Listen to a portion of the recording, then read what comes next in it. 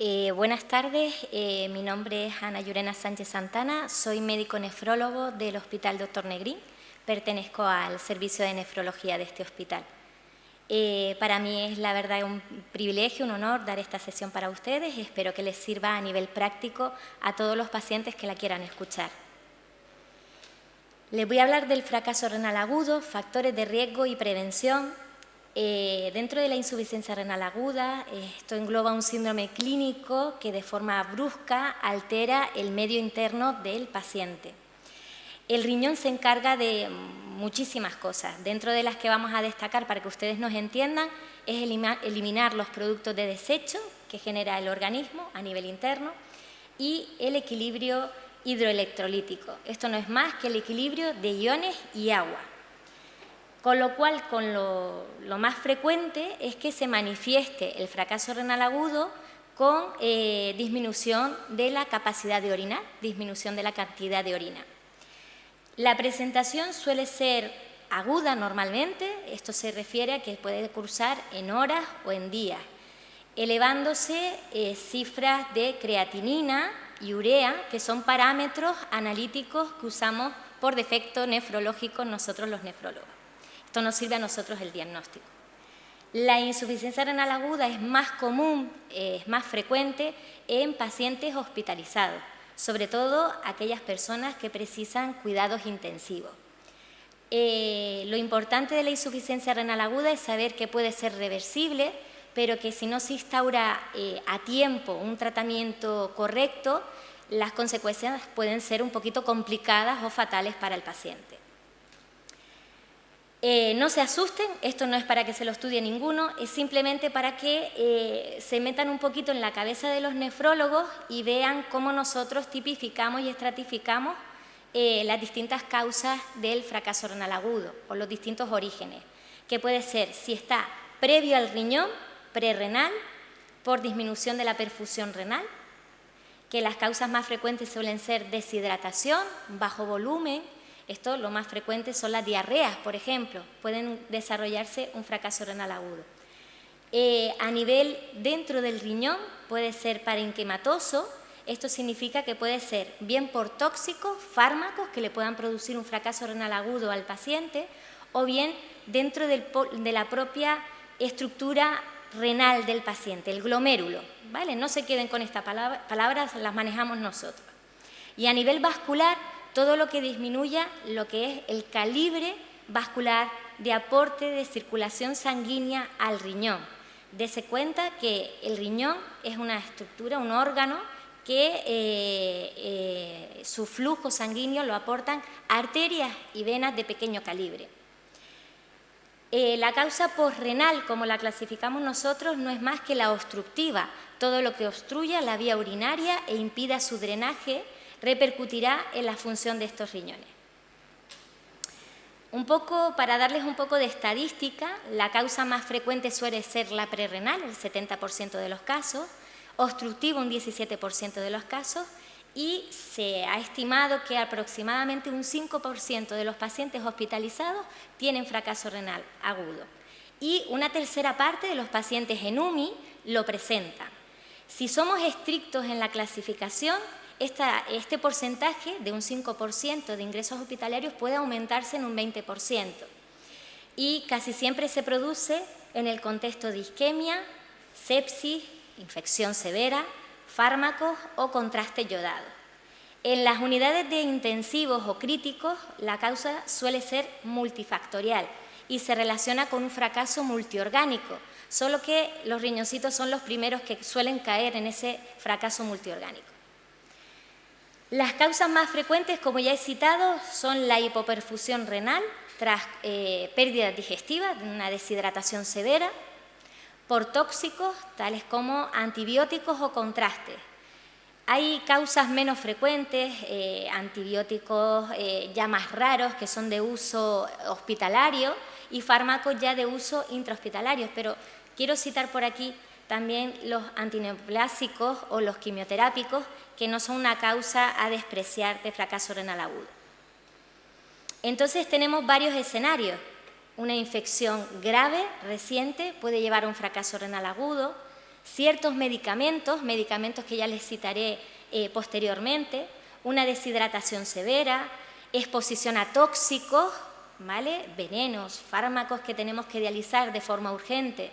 En el caso de una pérdida de volumen, hay ciertos fármacos, por ejemplo, en pacientes hipertensos, que pueden desarrollar, o en pacientes diabéticos, que pueden contribuir a desarrollar un fracaso renal agudo si el medio interno no está equilibrado, o pérdida sanguínea, un sangrado o una hemorragia severa.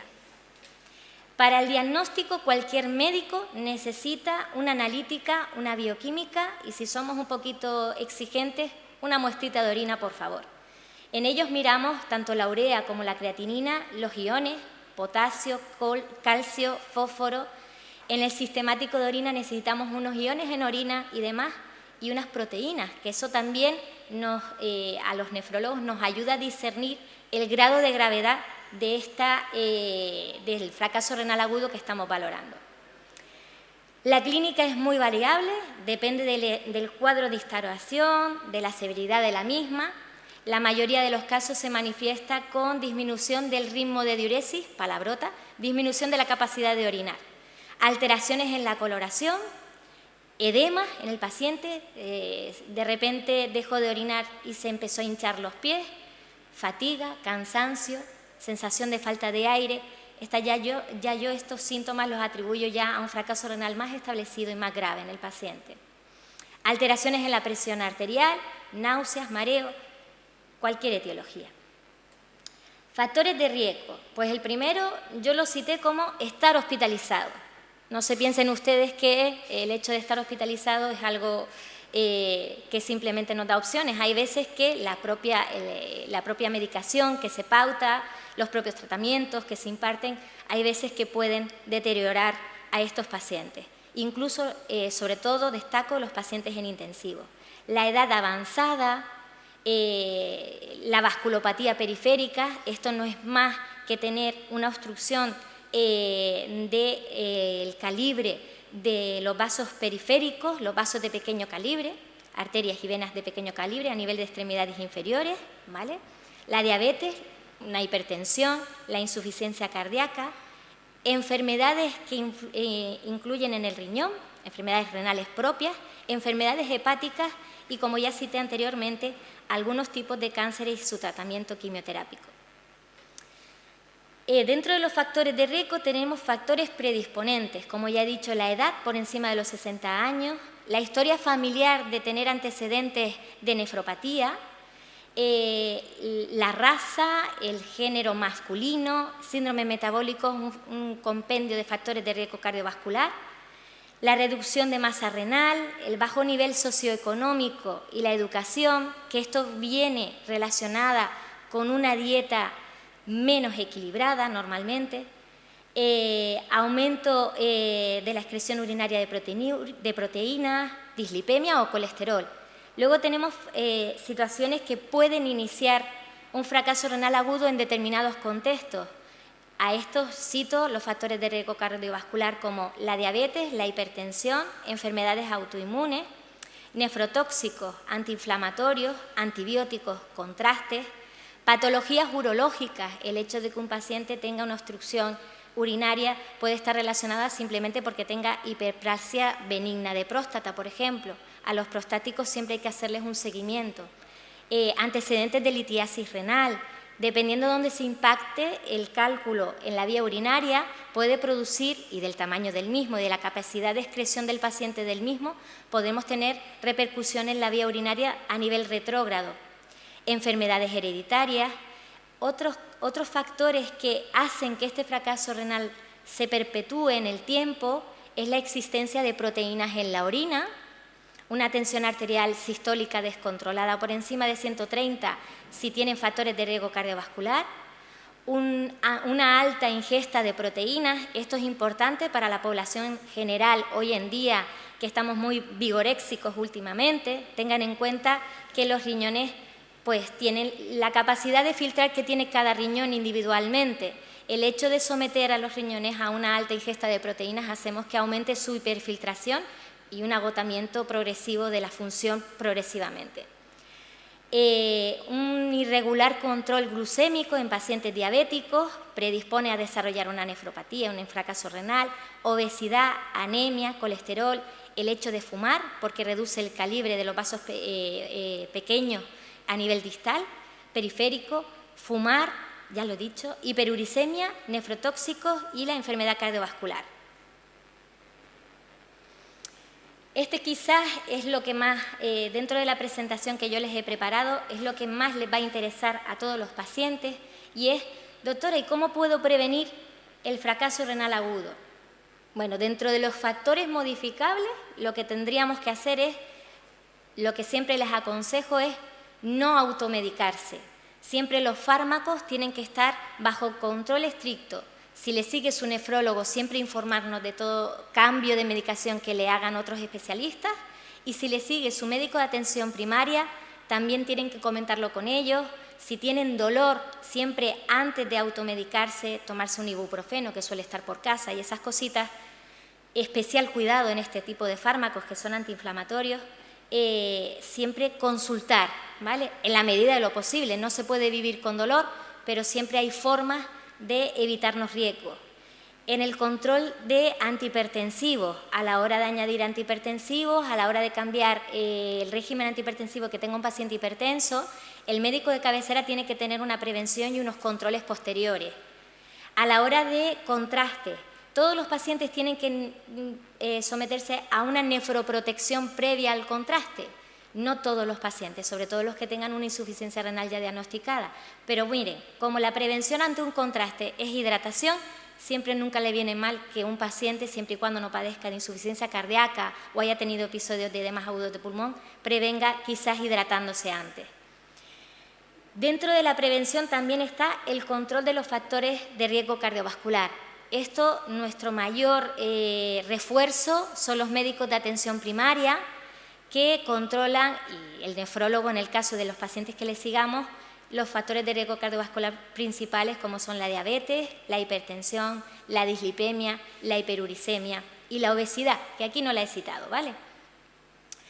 Dentro de las recomendaciones lo que hay que seguir es intentar, en la medida de lo posible, conseguir un objetivo marcado por el médico responsable y controlar la enfermedad. Aquí hago énfasis en el último punto, en priorizar los estilos de vida saludables. Bueno, esto ya todo el mundo se lo sabe, ¿no? Realizar ejercicio físico, comer equilibradamente, una dieta que tienda más a la dieta mediterránea, que poco a poco el ritmo de vida actual nos lleva a no respetarla. Y también la situación económica actual, quizás si comiéramos todos equilibradamente, la lista de la compra se encarecería, pero hay que valorar riesgo-beneficio. El consumo excesivo de sal, esto hay que moderarlo, no todo el mundo tiene que reducir la sal, pero sí un consumo moderado sería ideal. Y ya luego, pues nada, control y seguimiento de las enfermedades anteriormente citadas. El pilar básico es prevención cardiovascular. Aquí tengo unas reglas mnemotécnicas cedidas por mi compañero nefrólogo, el doctor Valga, que son varias, son 7 A. A ver si las logro desgranar una a una. Análisis. Todo paciente debería tener un control analítico mínimo anual por su médico de atención primaria o mínimo reconocimiento de empresa, en el cual podemos objetivar ahí la función renal, al menos básica. Un control de presión arterial, realizar ejercicio, evitar analgésicos a libre albedrío, control de la glucemia, una dieta equilibrada y abstenerse de fumar. Ahora los vamos a desgranar uno a uno. El control analítico mínimo anual, como ya he dicho, sobre todo si son pacientes con alto riesgo cardiovascular, con factores de riesgo cardiovascular asociados, o tengan antecedentes familiares de enfermedad renal.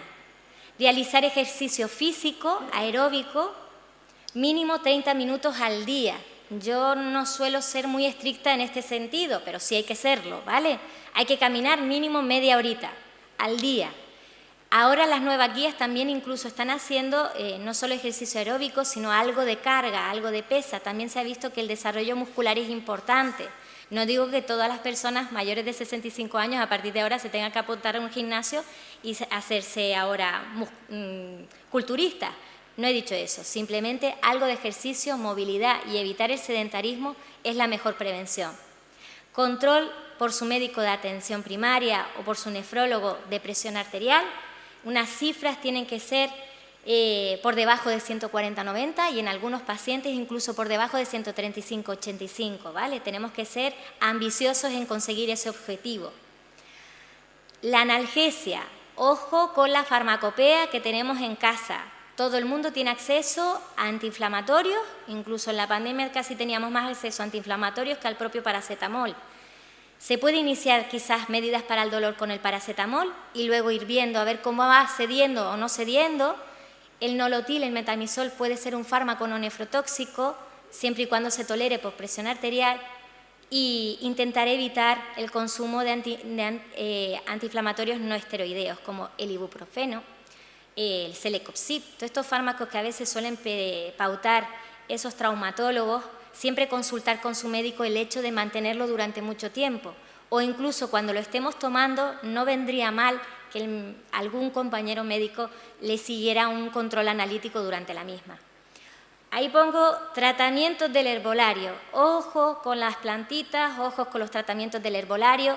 Nosotros somos médicos y la farmacia la farmacopea que manejamos de medicamentos, muchas vienen de las plantas, no digo que no, pero están valorados y estudiados por farmacéuticos que saben las dosis a las cuales nos tenemos que tomar esos fármacos sin que nos hagan daño, con lo cual tenerlo presente. El control glucémico es importante, tener el azúcar bien controlada y seguir unos objetivos plasmados según el riesgo cardiovascular de cada paciente. La alimentación, como ya he dicho, una dieta basada en la mediterránea, fruta, verduras, lácteos bajos en grasa, vuelvo a comentar la sal, alimentos ricos en fibra que hagan que nuestro hábito intestinal sea el más frecuente o al menos el más diario posible. Evitar o disminuir el hecho de fumar, el tabaco. El tabaco se desarrolla con enfermedad vascular de pequeño calibre a nivel periférico, con lo cual el riñón no es más que un reflejo de cómo están nuestras arterias y nuestras venas periféricas.